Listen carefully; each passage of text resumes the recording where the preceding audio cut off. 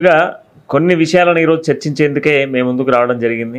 అయితే ప్రధానంగా ఏంటి అనంటే, ఈ మధ్య కాలంలో చావు బతుకులు ఎట్లయినాయనంటే, చావు మన చేతుల్లోనే, బ్రతుకు మన చేతుల్లోనే అన్నట్టుగా తయారైంది వ్యవస్థ. ఎందుకు ఈ టాపిక్‌ని చెప్తా ఉన్నా అంటే, నిజంగా కూడా కొన్ని విషయాలను మనం చూస్తా ఉంటే చాలా బాధాకరంగా అనిపిస్తా ఉన్నది. నిజంగా ఈరోజు ఒక వ్యక్తి పుట్టాలి అనంటే, ఒక శిశువు జన్మించాలి అనంటే ఏదో ఒక పురోహితుని దగ్గరికి పోతారు.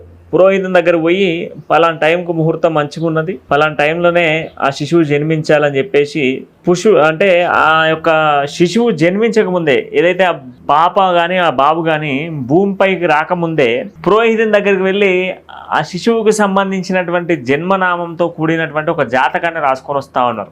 రాసుకొచ్చి అయ్యా 12 గంటల 45 నిమిషాలకే 12 గంటల 45 నిమిషాల 42 సెకండ్లకు నా మనవడు లేదా నా మనవరాలు భూమిపైకి రావాలి, అప్పటిదాకా మీరు ఆపరేషన్ చేయొద్దు, అప్పటిదాకా మీరు సర్జరీ చేయొద్దు అని చెప్పేసిన కండిషన్లు. 12 గంటల 12 నిమిషాల 12:05 నిమిషాలకు ఇట్లా బయటకు తీసుకొస్తారు. ఎగ్జాంపుల్ చెప్తే ఆ జన్మనామం ప్రకారం తీసుకొచ్చిర్రు. సరే, పుట్టుక అనేది జన్మనామాల ప్రకారం చేస్తూ ఉన్నారు.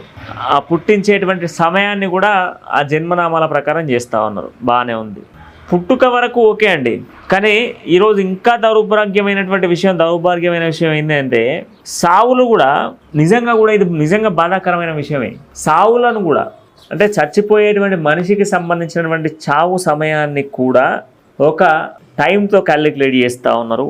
ఆ మనిషి పలానా టైంకి చచ్చిపోవాలి, మనిషి పలానా టైంకే సూసైడ్ చేసుకోవాలి, అంటే ఆ సమయానికే ఆ మనిషి ప్రాణాలు వదిలేయాలి అని చెప్పేసి ఆలోచిస్తున్నటువంటి సమాజంలో మనం ఉంటాం.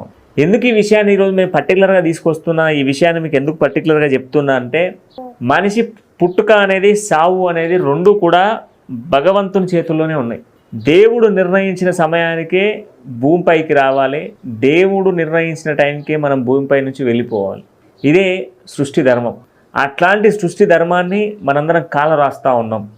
ప్రస్తుతం పెరుగుతున్నటువంటి టెక్నాలజీని యూజ్ చేసుకొని, ఇప్పుడు ఉపయోగపడుతున్నటువంటి టెక్నాలజీని యూజ్ చేసి మనం పుట్టేటువంటి సమయాన్ని, మనం చచ్చేటువంటి సమయాన్ని రెండింటిని కూడా తారుమారు చేసి మనం భూమిపైకి వస్తూ ఉన్నాం, భూమిపై నుంచి వెళ్తూ ఉన్నాం. ఇది నిజంగా కూడా దౌర్భాగ్యమైనటువంటి సిచ్యువేషన్ అనే చెప్పుకోవాలి. ఈ టాపిక్ని పర్టికులర్గా ఎందుకు తీసుకొస్తా ఉన్నా అంటే, రీసెంట్గా గడిచిన 2-3 రోజుల నుంచి మీరు అబ్జర్వ్ చేయండి, ఒక కీలకమైనటువంటి నేత మృతి చెందిన విషయం మనందరికీ తెలిసిందే.